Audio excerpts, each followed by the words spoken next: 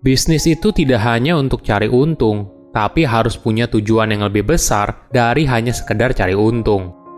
Halo semuanya, nama saya Michael. Selamat datang di channel saya, Sikutu Buku. Kali ini saya akan bahas kisah inspiratif dari Hamzah Sulaiman, yang merupakan pemilik dari Hamzah Batik dan House of Raminten. Melalui pencitraan Raminten, dia dikenal sebagai pelopor pertunjukan drag queen pertama di Yogyakarta. Sebelum kita mulai, buat kalian yang mau support channel ini agar terus berkarya, caranya gampang banget. Kalian cukup klik subscribe dan nyalakan loncengnya. Dukungan kalian membantu banget supaya kita bisa rutin posting dan bersama-sama belajar di channel ini. Hamzah Sulaiman lahir pada tahun 1950. Dia merupakan anak bungsu dari pendiri grup Mirota. Saat Hamzah masih balita, kedua orang tuanya memulai bisnis dengan berdagang makanan di kawasan Malioboro. Toko rotinya pada saat itu diberi nama Minuman dan Roti Tawar. Kehidupan mereka boleh dibilang tergolong baik dan berkecukupan. Orang tuanya berhasil menyekolahkan anak-anaknya hingga ke bangku kuliah, walaupun tidak semua menyelesaikan pendidikan. Hamzah sendiri tidak menyelesaikan pendidikannya di Universitas Gadjah Mada.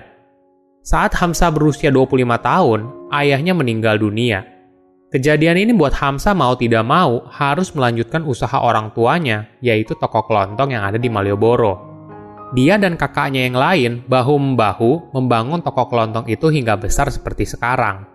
Walaupun awalnya hanya toko kelontong biasa, Hamzah punya kecintaan yang besar pada batik. Kecintaan ini membuat dirinya tergerak untuk melestarikan batik melalui pendirian Mirota Batik pada tahun 1979. Kebetulan, Hamzah juga bisa mendesain batik. Semua ini dipelajarinya secara otodidak.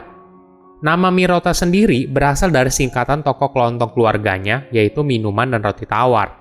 Di awal bisnis, Mirota Batik hanya berada di ruang kecil dan berdiri sejajar dengan toko lainnya di Jalan Malioboro. Tokonya juga tidak langsung ramai pengunjung. Maklum saja, waktu itu Jalan Malioboro tidak seramai sekarang. Hamzah pun memutar otak dan mencoba untuk berjualan batik dari toko lain. Misalnya, dengan menjalin kerjasama dengan pemilik batik Danar Hadi dan berbagai pemilik batik lainnya. Agar isi tokonya lebih bervariasi bukan hanya batik saja, Hamzah juga memasarkan barang kerajinan khas Jawa. Barang ini diperoleh dari para pengrajin yang tersebar hingga ke pelosok daerah. Seiring berjalannya waktu, Mirota Batik juga menarik minat banyak pembeli berkat caranya yang unik. Contohnya seperti ini, Hamzah mendesain tokonya dengan pernak-pernik budaya Jawa kuno. Misalnya, dengan bunga khas Keraton Yogyakarta, sesajen, gamelan, dan sebagainya. Cara ini memberikan nuansa yang berbeda. Jadi, tokonya tidak hanya menjual batik dan souvenir saja, namun juga memberikan suasana dengan kekayaan tradisi yang ada di Yogyakarta.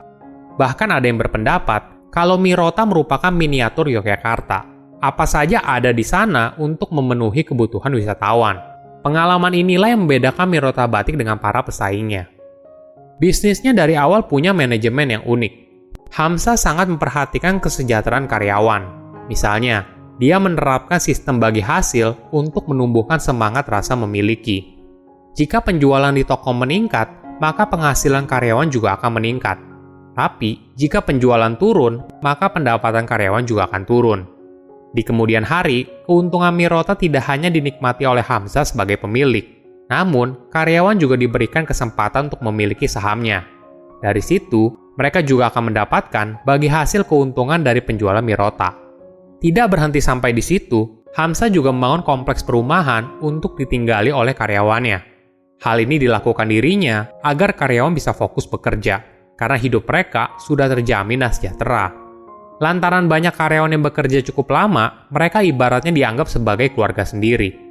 Hamzah juga dikenal sebagai pribadi yang jarang marah. Kalaupun ada yang salah, dia tetap menegur dengan bahasa Jawa yang halus. Setelah Mirota Batik di Malioboro semakin besar, Hamzah pun buka cabang baru di Kaliurang, Yogyakarta. Toko ini juga berkembang dengan pesat.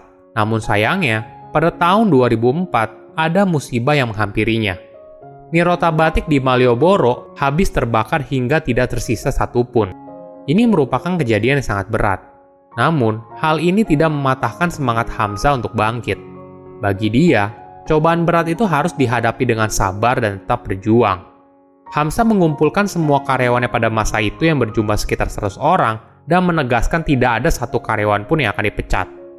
Berbekal sisa tabungan yang dimilikinya, Hamzah membangun kembali gedung Mirota Batik di Malioboro selama setahun.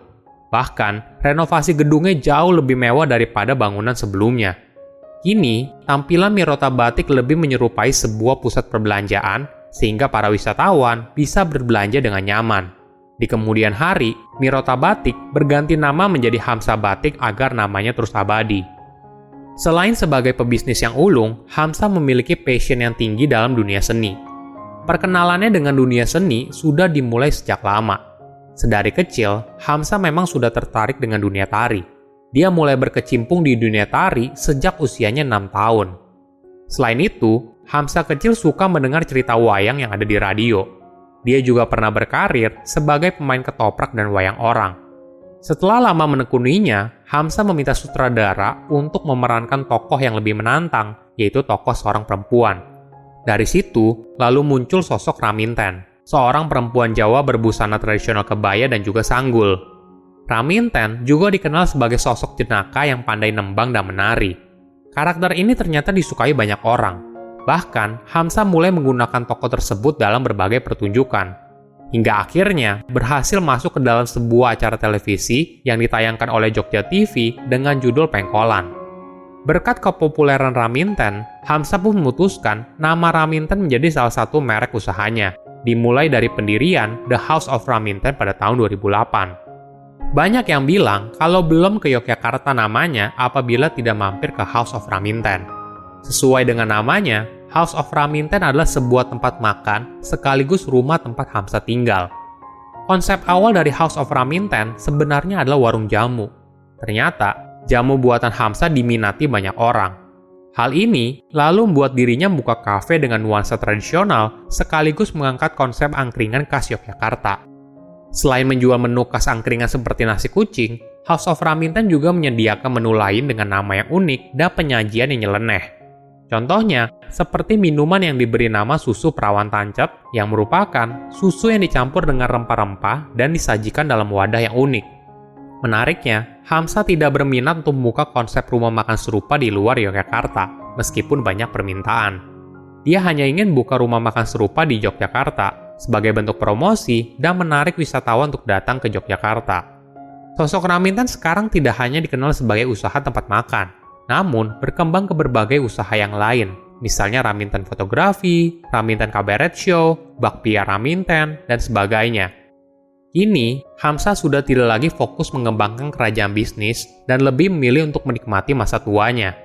Saat ini, kerajaan bisnisnya sudah dijalankan oleh anak angkat dan karyawan kepercayaannya. Bisnis bukan hanya bertujuan untuk memperkaya diri sendiri, tapi juga bisa memberikan manfaat bagi banyak orang. Bisa melalui lapangan pekerjaan, pelestarian budaya, atau memberikan senyuman di wajah setiap orang. Silahkan komen di kolom komentar pelajaran apa yang kalian dapat ketika tahu informasi ini. Selain itu, komen juga mau tahu informasi apa lagi yang saya review di video berikutnya. Saya undur diri, jangan lupa subscribe channel YouTube Sikutu Buku. Bye-bye.